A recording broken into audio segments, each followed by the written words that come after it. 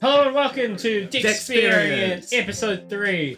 Today we're going to be talking about Pokemon episode 3, which is called Ash Catches a Pokemon. And we're also going to be talking about episode 4, Challenge of the Samurai. A 2-for-1. What a deal! Oh my god! To start us off, I actually have a little bit of a challenge for our good friend Logan. Okay. Because Logan's Pokemon knowledge, it's pretty good, but it's not to the levels of Dennis. Well, he did think King Boo was a ghost type. Yeah. Let's not forget that. Yeah, he thought King Boo was a ghost type. Logan, I've sent you. Yeah, you sent me 3 photos. I've sent you 3 images of 3 different Pokemon that I think have, just by looking at them, it's hard to gauge what type the Pokemon are. So are some of them? Would you like to describe what it looks like? Are some of them 2 types? Multiple types? That's up to you Okay. to decide. Describe. They can Well, be. firstly, describe what you think it is. Okay, so this looks like a like a dog dragon. So he's looking at one now. We'll have the image up. A dog. We'll say the name after he gives his guess. Yeah, of what dog it is. dragon. I'm gonna go flying ice. Interesting. Flying ice. Yeah. Interesting. Okay. Okay. And so, what was the Pokemon? Yeah, what is it? So the Pokemon. Pokemon is Reshiram, And what which its is the actual type? legendary of the Unova region, and its actual typing is Dragon Fire. Oh. You went the complete polar opposites of both types. But look, it looks Alright, like let's move. it looks icy. I know. It's Is it's Unova white. Generation 4 though? Generation 5. Damn it! So close. Alright, moving on. Okay, this looks like a squished fish with a beak. That's spot on description. Also, is a 5th generation Pokemon. Oh my god. I actually might have seen this thing in Shield. You would Is have he a seen something like Ground Pokemon? And he's like hides in his beak's the only, or something's the only part of him that peeks out of the ground. I'm gonna go ground. If you've seen it in Shield, Just can you ground? try and Can get the you- name? Can you think of a second typing Ooh, I'll go to go along with that? ground. I don't even know what another type of electric. That's it? Really? Oh, It You was, got the it. Pokemon was Stunfisk. and I was right. It's the one that has Stunfisk. its nose like peaked. Yeah. Actually, Yeah, just, it has a different form Just a little, in Sword and Shield. just a little aside. I remember Ikue Otani when I went to see her at a con. Someone asked her what her favorite Pokemon was at the time, and she was like Stunfisk. And then in English, she was like, "It doesn't move." Okay. Okay, great. And next up we have Pokemon. like it looks like a 5-year-old and a cat. Like it's like a cat and a person had a baby, and this is the baby when it's like 5 years old. A 6th generation Pokemon. Okay. So that's the Paris generation, Yes. isn't it? The one that's Yes. set in Paris. There we The one go, that's X the and one that Y. looks like I thought France. we were going to Yeah. talk about Paris. Yeah. So what type? I'm gonna go Ghost What type? Psychic. Ghost Psychic? Ooh. Ooh. I like that combination. Because like that's normally kind of the color scheme for those kinds of Now- Pokemon. What I'll tell you is you have one of those right. Ooh. And you need to tell me which one I of think those I've got it the is. psychic one right. And that's the correct Yeah, it answer. is. Oh, it's just psychic. That is a psychic Correct type. word, Yep. correct Just word. psychic type. What's it? And that is Esper. Its name's Esper. Esper. Yeah. I did better than you guys Yeah. thought I would, Like didn't you? ESP and Yeah. Per. Yeah, very good. Hey, you did great on that first one on Reshiram.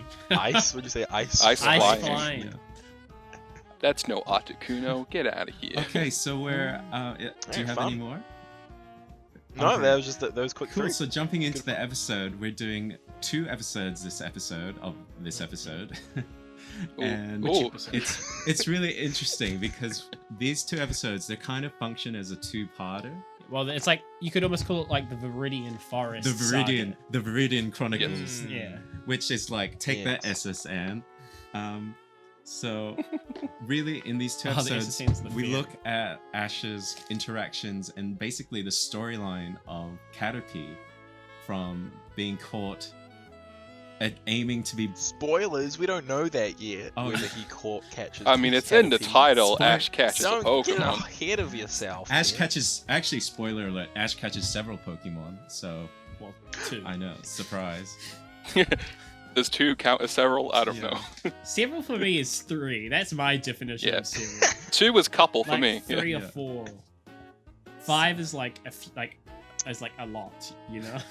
Yeah. Oh, a handful. I'm glad we needed to establish that. So now We- that we we did. have So okay. So we've established Dennis was wrong. All right. Let's go to the start of the episode where we come back from the cliffhanger from last episode where Ash has thrown a Pokeball.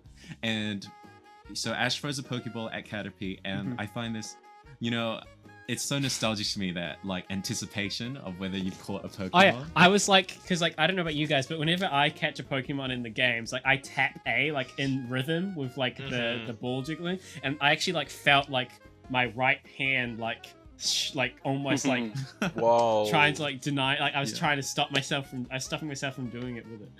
Wow. For me, it was always down B, and it was like on the first, like the moment the Pokemon goes into ball, you press down B. I'd always like. For me, it's when the Pokeball opens and it's being up. Oh. Interesting. That was what it was for me. Yeah, it's funny how we had all these like Yeah. different Did ways. you- I would Yeah. click A. I would click A. Like That's Logan. insane. Yeah, because like little things that you like tell yourself, I guess, like, You oh, think this is how it helps, works. It's like when Yeah. it's like when sports people, they do like rituals and stuff, like wear the same socks. Yeah, or like basketballs when they go up to the free throw line, like sometimes have like things they do with the ball before they shoot it up. yeah. Yeah. So Ash catches the Caterpie, He does. He caught it. his And first he's, ever like, Caught it. Pokemon. First. psyched. First ball. Yeah. Yeah. He's like psyched about it. I guess like, and it's kind of funny. Like it's like we all know it's a lame ass Pokemon. And I just want to say how like cute it is. That Oh, Ash... I What? like that one. What? I like my Caterpies. Be careful now.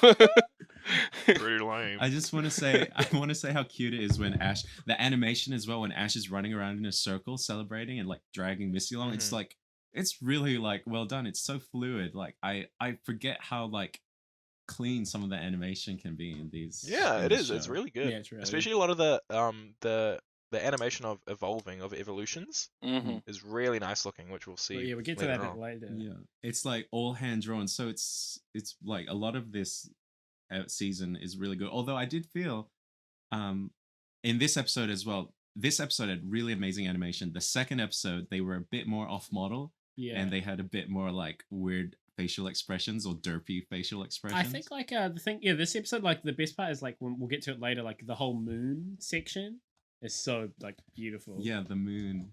It's when- like crazy. Mm. But Yeah, I actually can you imagine though? Because like Misty's scared of bugs, and like, I was like, when you're running around, like the bugs, and even in the games, the bugs don't look like they're that big, right? no. Imagine that Misty is like 10, but she's still kind of like a normal like average height, I suppose. Mm-hmm. Imagine a bug that went up to your knees. that would be a puppy. Yeah. It's like a dog-sized bug. Be like a dog. I think sized, anyone would be like little- scared of that. So I'm I gonna- think Misty's Yeah, for like sure. validated in being like terrified. Justice for Misty. I could really relate to It's- Misty because at Misty's age, I was terrified of most bugs and I spiders. understand. So Because Misty says, I think She in has They're a quite huge- unpredictable. she's quite savage though to Caterpie. Like I felt like really bad Yeah. for Caterpie. Yeah, I think Misty says it in this episode, or it's either episode 3 or 4. She says it, but it's cut out in the American dub. I think that she Mhm. says she's 10. Oh yeah. Yeah. But yeah, so So she's it's like never actually terrified. She stated. says Caterpie is disgusting, awful, gross. And like I was just like, oh poor Caterpie. Caterpie just, he's just trying so hard. Ashes The like poor defiant. guy just Yeah. the poor Yeah, guy it's just hard. wanted to make friends with It's kinda Misty. cute. Yeah. And it's really funny Caterpie. because I feel like Caterpie has a crush on Misty. Yeah, because Is like that right? Ash is like, oh, Yeah. get back in the ball, and then he's like asking Ash is like trying to get him on his shoulder, and then Caterpie sees Misty, and like it's like that's my Yeah, crawling. it's so funny. I think it's because like Misty's kind of her hair kind of looks like caterpillar fur almost, which is like, is that just me? I've never Yeah, that's Yes. just you. I've Yep, never that's I've just never you. looked at anyone ever and thought that's caterpillar fur. You know That's what? caterpillar fur. Your hair." hair is quite caterpillar-like. Can I just add? Okay, that I had this comic version of this episode that came with like this video game guide from like I think it was Nintendo Power. It was just like I think my uncle had it. It was just around the house, but it was like a guide on all the like how to get through like the first half of the game. And like at the end there was like a Pokemon comic based off of this episode that had like I think original art but that was based off the anime style, or it was like screenshots from the anime. I had cool. I had a book, like a story, like did you guys have them? There was like heaps of like Pokemon books, just like short like books about like episodes. I think I never did. I had those. one. I had one, I think, on this little like series, like in the Viridian Forest, the Caterpie, from memory. I definitely had the one where, later on, like with like when they're in like a stony area of rock. So I have here in my notes, Caterpie, more like cuckerpeed. Okay, moving on. What else? What else you got? What else you got, Dennis? Moving on to the next note you have, Dennis. Moving on. Yeah.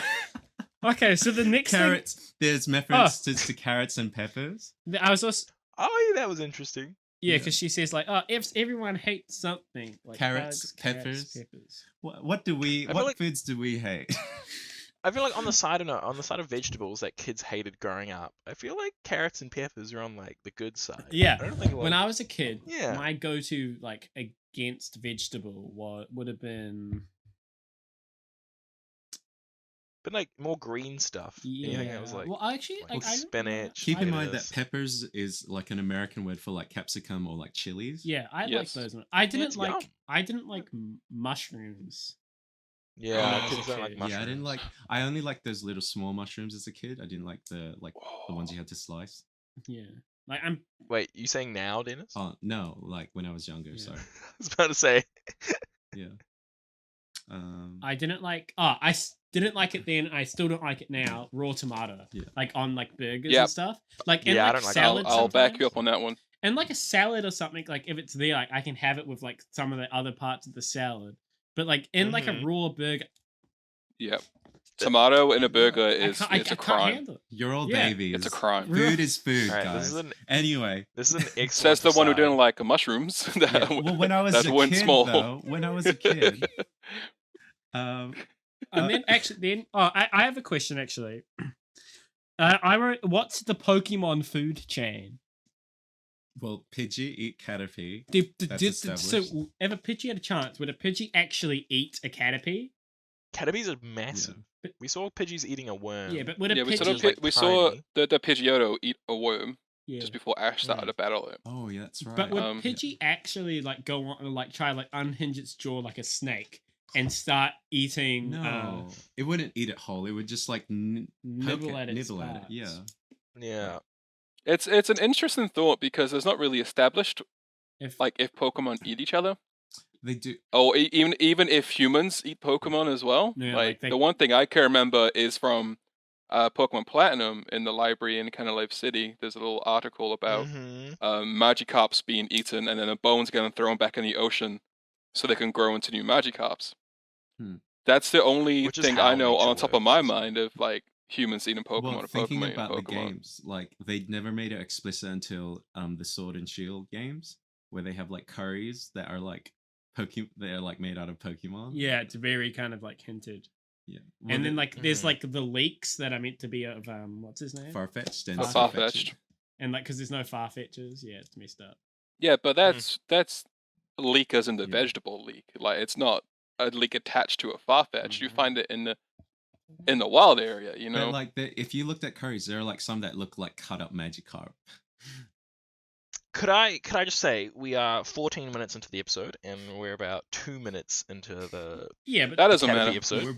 We're we building got 2 episodes to cover it, here. Oliver. So maybe we should. Okay, so after this all, we go into probably the best part and most important part of this episode for me, which was the moon scene. The moon scene with Caterpie and Pikachu, sorry, talking. Yeah. On the rock. So they're camping out at night. Yeah, and they're talking on a rock. Yeah. Looking at them.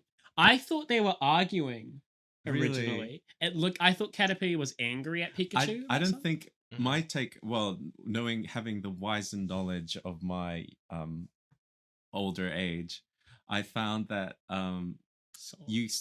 Caterpie was talking about becoming a butterfree and flying among the moon, and it was like this really beautiful scene where they're just talking, and like they spent so much time on the episode on that, and you don't see like that at all, like spending just two characters talking about a thing that they really want like super passionately in like a TV show. And I really like feel like so disappointed that Caterpie evolves so quickly, because like they make you love Caterpie so much, and then it evolves into a Metapod, which is just like Metapod, angsty teen, and then into Butterfree, which doesn't have really much of a character arc or interactions anymore. It like especially in we don't know that yet. Yeah, I can debate you on that with Butterfree. Yeah, but we'll save that for later episodes. Yeah. I guess like the thing is though, like I guess like it's to show that I guess that's the first time you see like a Pokemon have like they have their own life goals as well. Yeah. So it's not just about like what Ash wants. Like Caterpie has his own dream, which is to fly to the moon. It reminds you that they're not just there for fighting purposes; that they're actual living creatures as well. Yeah, it was really lovely. That's what's really needed. It kind of humanizes the Pokemon. Yeah, and then just seeing them interact. The next day, we have Dennis's favorite Pokemon appears. Isn't it your favorite one? Isn't it? My favorite Pokemon is Pidgeot. So. Oh, okay. But I like Pidgeotto. Pidgeotto. Pidgeotto, and then Ash just chucks out his new Caterpie at the Pidgeotto. Yeah. Fool. And then we learned that Pokemon can eat other Pokemon, even in battles, apparently. Yeah, and this is actually and also the first time in the series that typings are mentioned as well. Like we learn about like bugs not being weak to bug being weak to flying. So like that flying types are really good against bugs. So they battle, and Ash swaps out Caterpie, sends out Pikachu. Pikachu uses a super effective Thunder Shock, and Ash throws a ball, and he catches the Pidgeotto. Mm-hmm. A Pidgeotto, not even a Pidgey, just a straight up Pidgeotto. I think, it's a really cool scene. It's really interesting because Pidgeotto gets like a lot of time to shine in this episode. So I feel like maybe does. I feel like the animators probably just didn't want to like start with boring Pidgey, and they just skipped to Pidgeotto to just like get that cool looking. It has a mohawk. And it's so cool. It was funny, and like when like probably on like the typings thing. I remember when I was little, I would never think about typings when I played the game, except like obviously just like only like with really like fire, water, grass, nothing else. Yeah. And so with my Mudkip, I'd get my Mudkip before I faced like any like Elite Four or anything. It's like level like 70, level 80.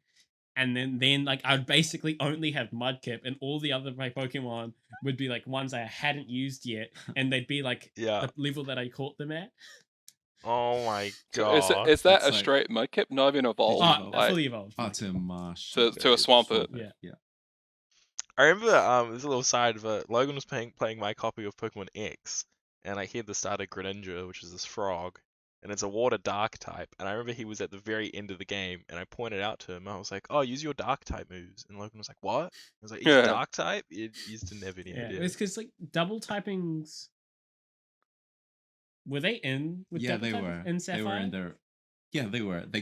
They were introduced in Johto, I believe. No, they were there since the original. They were from the start. They were from the start. Yeah. You just don't think about it when you're like, if you're just playing the game and you're not actually into that. Yeah, because I never got into like competitive side things or anything. So it's really one thing I find interesting in these first couple of episodes is Ash says counter a lot for his Pokemon to counter. Because that's use counter. And that's because they have a battle because Team Rocket comes back. Yeah, Team Rocket's second appearance. I feel like they'll do this in later episodes, but every time they feel like an episode needs like spicing up, they'll just have Team Rocket appear. Because so far it was quite domestic with just Ash and Misty and Caterpie and Pikachu, just a slice of life kind of making their way through the forest. Something that I like realized we're watching, because like I've only ever seen glimpses of future episodes and stuff, or like just kind of like pop culture general knowledge of Team Rocket. I always thought Meowth was really stupid. No, but he's like Meowth is the brains of the operation. Yeah, he says, "I'm the one in charge here. I think. And I was like, I never knew that. Like, I always thought Meowth was dumb. Meowth's an equal with Jesse and James, I think. Yeah, I always thought like he was like Equal. their pet. Yeah.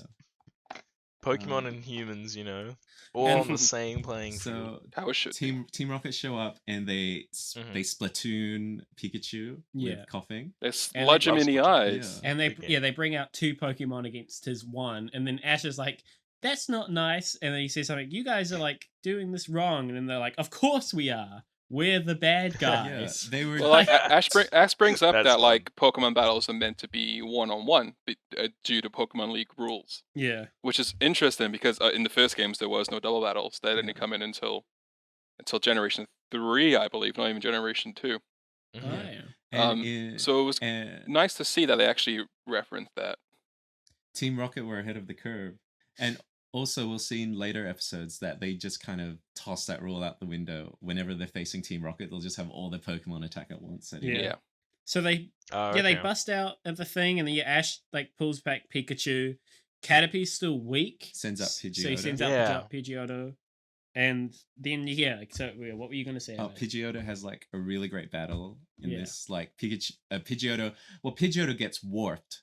If you know, warping is there's a character from, I think it was either Star Trek or Battlestar Galactica or something, where they're like shown as the ace of the team, and they lose to the antagonist, so that when the Caterpie shows up, Caterpie can like beat them and show that like it was able to do it. Like it's like, well, is that like a thing? Yeah, it's like it shows like how in like is anime, like someone like Vegeta, beaten, yeah. Like for example, Vegeta, when Vegeta gets beaten, and then Goku comes and then beats them, the antagonist. It's like to show their power level and whatever. Right. Okay. Yeah, it shows. So it's a plot device. It shows like a little Caterpie was able to stop all these things that by mummifying like everything. Yeah, because String Shot isn't that good. What does String Shot do in the game? String Shot lowers speed. Their speed, yeah. So and that's this, all it does. And this it full on like incapacitates like everyone. He just like and you see things like a few wraps times, up a coughing. Like it happens like in episode 4 as well. Like with there's like a sleep powder at one point. Like you see like all these moves that are not normally that powerful, like be used like extremely. Well, I'll argue sleep powder is very powerful. It puts Pokemon to sleep. Oh yeah, but like in episode 4 though, that's like they use sleep powder and it puts like hundreds of things to sleep. Beedrills to sleep, yeah. I'm like, that's like, if Butterfree got in the wrong hands, you could just incapacitate a whole town. Well, that's why they need to catch Pokemon when they travel. Yeah. So yeah, Caterpie does a great job. So Caterpie beats Coffin and Ekans, gets that great XP from them, and it begins to evolve. Experience. Yeah. Yeah, and then Caterpie evolves. Into a Metapod. Cocoons itself up into a Metapod. This evolution as well is unique. Because Pokemon usually in later episodes they will just glow and then change form. Yes. But in this one, you actually see the cocoon being made with Caterpie silk with the String Shot. Yeah, this was like that was like the first time, I guess, like because that's the first time we see evolution in the series as well. So it's quite important. Yeah, and then Ash puts Metapod in his backpack, and then like. Oh yeah, that's a really cute image. Metapod in Ash's backpack, and then they just like walk off. And then we get our first hints at I think it's called Poke shipping of Ash Misty romance. Can we not go there, Dennis? Can we not? Can we not talk about shipping? He's talking about I don't want to talk about fan communities putting together characters in romantic settings where there's not really any evidence. I didn't get those vibes.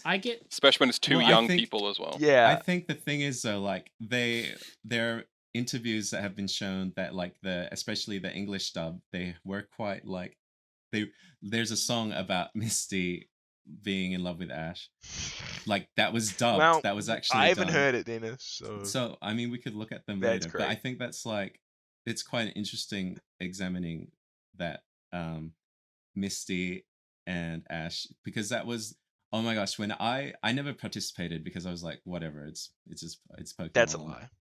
Whatever you're about to say, that's a lie. But there were people that were like, there were like the shipping wars, because especially once you went to Generation 3, they introduced May, another character in the anime who traveled with Ash. They were like, they were really like going at it, like Ash should be with Misty, Ash should be with May. It was a whole thing, and like in the fandom at the time, like it was a very common thing that people would be quite. Is it safe? No. Can I come back? You can't. It's not safe. Be You like, can't come back. I guess like that's the thing. Why like, are you like so? What's it's like the I guess issue? like because if you're the target audience, like if you were like which is 10-year-olds, then like you would see a relationship with them, I suppose. Like because like you would see You'd a boy probably and a assume girl, it, yeah. Like, they are kind of like flirting how people flirt at that age. Like Ash is like ignoring her and like moving away, and then she's like chasing after him. Let's jump into episode 4 though. So Challenge of the Samurai. Samurai. No. So this episode is sparked quite a bit of controversy because I think it was either banned in China or Korea for depiction of a samurai, which Really? Yeah. Because I didn't know that. especially like politically, I think Korea, China, and Japan they were like it's quite testy. They're like lots of like little issues there and stuff. So I think for at least a good while it was banned. So I guess if you lived in those countries, you just wouldn't see Butterfree Metapod evolving into Butterfree. Oh, it's interesting. Because that's the main thing that happens in this episode, I guess. But I guess we can talk. Should we just go from the start, or Yeah. So Ash sees a what's the Pokemon? Weedle? A Weedle. A Weedle. And then so he tries to catch. We should. We're still in the forest, by the way. Yeah, we're still. This is still part of the Viridian Still in the Forest Viridian saga. Forest. Forest saga. yeah. We see The cinematic a universe of Viridian Weedle, Forest. and this is like almost directly after the last episode. Yeah, it is essentially just a continuation of what happens in the previous episode. Yeah. So we see a Weedle, and then I thought it was funny because like it's like when everyone plays their first games and stuff, you're excited to see like any new Pokemon, even if it is like a little Weedle that like you don't really know what its potential is yet. Mm-hmm. Yeah, it's quite fun. And then so we see it. He tries to like fight it and stuff. So he brings out Metapod. Pidgeotto. No, he brings it. Does he? Pidgeotto. Yeah, he Oh. fights as Pidgeotto. Is she still? Are they still too tired? What happened? No, it's like they're all good. Oh, okay. So he brings out Pidgeotto to fight with its Weedle. Yeah, essentially, And even if they're in the same place, their Pokemon are like recovered to full HP at the start of every Each episode. Yeah, Yeah. and then I thought a really interesting little part in the battle there is Weedle uses Poison Sting. When in the games you see that visualized as like a stinger coming out of the Pokemon. Yeah. like being shot. But Weedle using Poison Sting was just like flying at. well, you see that a lot with like Pidgeotto. with a lot of Pokemon as well. They all have the unique way of doing the same moves, which is really obviously you makes don't get sense, in the yeah. games because you can't do that in the game. It would just be a pain in the ass. But to see each different Pokemon use the same move in a different way, it's very refreshing and enlightening. It's really good. Yeah, and so then like halfway through while he's trying to fight this Weedle, like a samurai, this guy comes out of nowhere, and apparently he's been searching for Ash because he's like the 4th trainer out of Pallet Town, and we don't really know why yet. We just know that the samurai's been like waiting. Well, so Ash and Misty part ways for a little while after an argument, and the samurai approaches Misty first, and then when he drops that he's looking for the trainer from Pallet Town, he ends up fighting Ash eventually, which then results in them having a battle. A battle, which is what's the first Pokemon they bring out each one? He sends out a Pinsir for his first Pokemon. That's right, and he has Metapod. Yeah, it's pretty, and Pinsir's like compared to everything else we've seen. Pinsir's like scary. It's point no. Pinsir is this Pinsir's a big, like, scary Pokemon. scary looking Pokemon. This is actually kind of... I forgot that Pinsir actually showed up in this episode Yeah, to me be in too. episode 4. Such a strong I just- Pokemon to I show up just so early was surprising. I just remember the most iconic part of that battle, Yeah. which is it's kinda Metapod messed up. versus Metapod. Oh, well, actually, the Pinsir thing's messed up, though, because he's, like, about to, like, crush Yeah, Metapod. We see a depiction of a Metapod being crushed in half. Yeah, I thought... When we were watching it, I actually thought that happened. And I sat there, like... I thought Metapod had actually been snapped in half. I was like... Yeah. And then, obviously, it was just Ash's imagination. And then he uses... That would be quite graphic. uses Harden. Yeah, the infamous Yes. Metapod versus Metapod. And then then he brings out Harden Pincer, versus Harden. Yeah. and then they just keep hardening up, and they're just like they're both just standing there for hours. And then I love how the depiction of time going is the shadow slowly moving the hour and hour by. And we also get a little picture of Misty and Pikachu just like lounging in sun chairs, like drinking like iced tea so good. or something. Yeah. It's so funny. It's just a little cutaway. Where did the lawn chairs come from? No one knows. And it's like earlier in this episode, Ash makes a joke. He's like, "You mean Caterpie?" When talking about Caterpies, and he's in a full he's in a full like cow outfit for literally like 1 second. It's quite funny. They really nice. They really embraced that later on in the season. All these random jokes and cutaway-esque type gags they do, and they just get better and better. They improve upon. That Caterpie joke is based off of a Japanese pun, and they had to rejig that scene to make it work with the Ash in a cow costume. So we have like the hardening fight. There's 2 Metapod standoff, and then all of a sudden there's this Beedrill swarm coming at them all. Yeah. Because the Weedle ratted them out basically. The Weedle ran Weedle back to its warned parents basically, and like got this whole hive of Beedrills, which are basically like giant wasps, which would be terrifying in real life. Are very it's a swarm. A normal swarm of wasps is terrifying. This is like wasps. We've all felt that in Animal Crossing. Can I? If I might just let me figure out the height of Beedrill real quick. Yeah, because like anyone knows, it looks like almost Ash's height. Yeah, like 6 or 4 feet or something. Well, right? Ash is like maybe like 4.5 to 5 feet. They're 3 foot. They're 3.5. That's terrifying. That's like half. That's like half most of our heights. Literally half of my height. Yeah, that's terrifying. That's like bigger than a toddler, but a wasp with like claw, like with stinger hands. That twin needles. It can it shoot its stingers? No, it can't. I think in like some episodes, I think it has been shown to be able to shoot its stingers. Yeah, so we learn also that they're highly poisonous. And then they start running away, and he ditches Metapod. Well, he doesn't ditch Metapod. Ash stays there, and then the Beedrill comes down and picks up his Metapod. Ah, okay. Mistaking it for a Kakuna, and takes it with him. Takes Metapod away, and then Metapod feels abandoned, I guess, as well. Because Ash runs in the opposite way to try and get safe from it. And then they try... Metapod gets all sand. And then a little bit later on, they try, like, basically straight after, they go up to like a tree where a whole bunch of Kakunas are to find Metapod. And I just need to say something about a Kakuna quickly. When you look at it, do you guys see a little tie on Kakuna? A small tie? A small tie? Let me get it. I've seen that. Let me get a little photo of Kakuna up for you. I'll show you what I mean. You mean. I always view it as like its little, like, it's like holding its hands. Yeah, you do. Yeah, so it's got its little pincers here. To me, it looks like a necktie. Oh my god! Yeah. It does kind of look like a tie. It's like a little necktie. Yeah, I can see it. I can't see it now. Yeah. That was pointed out to me about 5 or 6 years ago, and it's all I see now. As a little necktie. That's all I'm gonna see now as well. It's business Kakuna, ready for action. Yeah, Ash is, so Ash is trying to get his Metapod back. But he doesn't want to come because Metapod feels real sad and like cut up that Ash ditched him. So Ash just picks up Metapod, and then all of the Kakuna start coming out of their cocoons, which is like they look so alien and gross. Yeah, it's when they like hatch. Oh, you mean the Kakuna evolving? Yeah, into Beedrill. Yeah, because like you see the animation of the Beedrill like cracking out of the shell. It's like how like cool, a butterfly comes out of the shell. It's so visceral. It's well done for sure. And then the Beedrills start, and then so the samurai like has a cabin.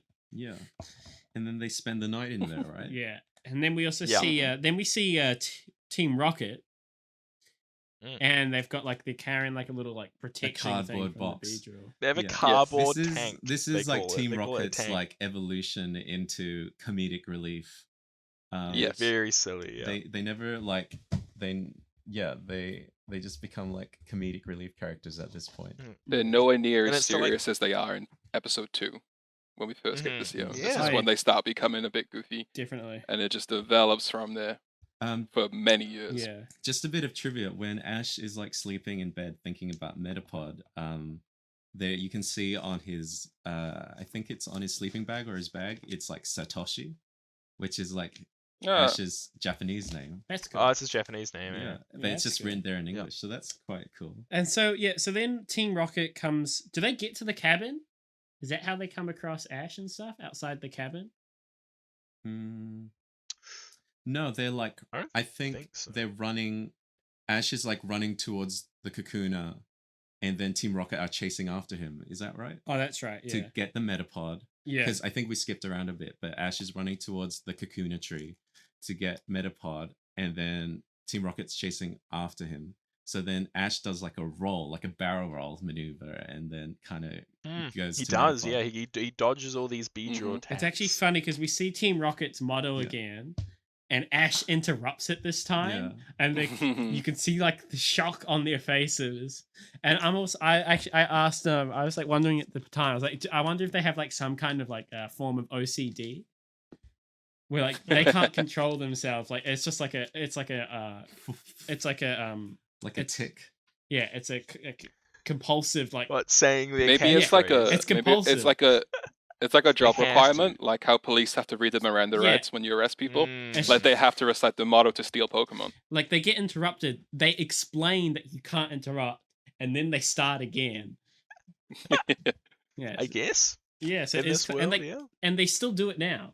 So I guess it is some kind of like OCD type thing. So Team Rocket, they confront those Beedrill, and they're gonna try and escape, but then their cardboard van that they were using as cover has been eaten through by Weedle. Well, we learn it's not even cardboard; it's paper.